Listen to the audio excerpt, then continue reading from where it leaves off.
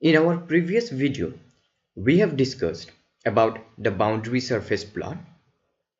So from the boundary surface plot, we came to know about the shape of the orbitals. In order to characterize an electron accurately, we use four different parameters which are known as the quantum numbers. So the first quantum number is abbreviated as by n and is known as the principal quantum number. The second quantum number is abbreviated by L and is known as the orbital angular momentum quantum number, which was formerly known as the azimuthal quantum number. The third quantum number, abbreviated by ML, is known as the magnetic quantum number, and the fourth quantum number, abbreviated by MS, is the spin quantum number. So if we have the information about all these four quantum numbers, we can easily find the state as well as identify the electron. So there is a very interesting analogy related to these quantum numbers, which is related to finding the location of a person. So in order to locate a person, we first find out the country to which the person belongs. Then we try to find the state. Then we try to find the locality, and at last we try to find the apartment or the flat. So similar is the case in case of electrons. If we know the four quantum numbers, then we can easily identify the electron and the state of it.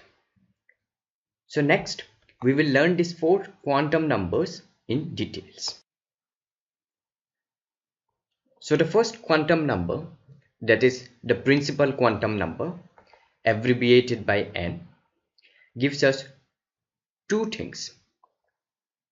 The first is the distance from the nucleus, that is how far the electron is from the nucleus of the atom, and the second thing is the energy of the electron. So principal quantum number can take a value such as 1, 2, 3, 4 and so on. It can neither be 0 nor any decimal number.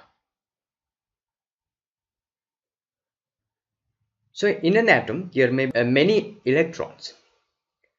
So an electron having the same principal quantum number is said to belong to the same cell. Suppose if the principal quantum number of an electron is 1, then it is said to belong to the first cell. If the principal quantum number of an electron is 2, then it is said to be in the second cell. If the principal quantum number is 3, then it belongs to the third cell, and so on. So far we have seen that if the value of n is same, then the electron belongs to the same shell. So if the boundary surface plot of an electron present in a cell is plotted, we get different types of boundary surface plots. So some of the typical boundary surface plots are shown in the figure here. So some of the subshells can be spherical in shape, some may be dumbbell shape, and some may be double dumbbells. So for those electrons whose boundary surface plots are similar are said to belong to the same subshell. So the different shapes that we get are the spherical, the dumbbell shape, the double dumbbell shape. So the boundary surface plot, which has a spherical shape, is called as a subshell. For a dumbbell shaped boundary surface plot, we call it as P subshell. For those having double dumbbell shape, it is said as D subshell. And there is also an F subshell, but the shape of the F subshell cannot be depicted as it is a very complicated. So now comes the second quantum number, that is the orbital angular momentum quantum number, which was formerly known as the azimuthal quantum number, and it is abbreviated by L. So as we have seen that an electron belonging to a cell can have different subcells, that is, the boundary surface plot can be different. So for S subcell, we have L equals to 0. For P subcell, we have L equals to 1. For D subcell, we have L equals to 2. And for F subcell, we have L equals to 3. So from the values of L, we can say about the shape of the orbitals. Next, for any given value of n, what are the different types of subcells that can be formed are as follows. So for n equals to 1, we have 1s subcell. For n equals to 2, we have two subcells, that is 2s and 2p.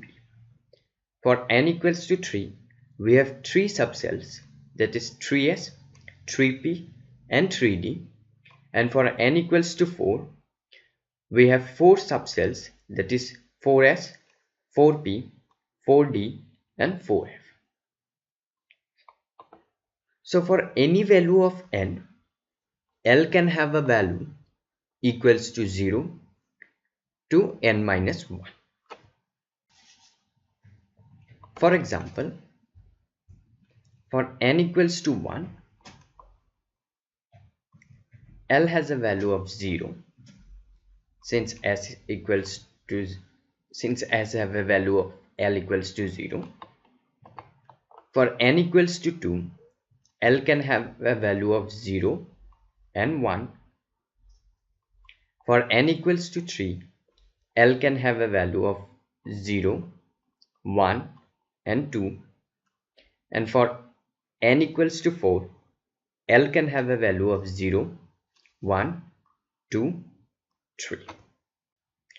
So in the next video, we will learn about the another two quantum numbers, that is the magnetic quantum number and the spin quantum number.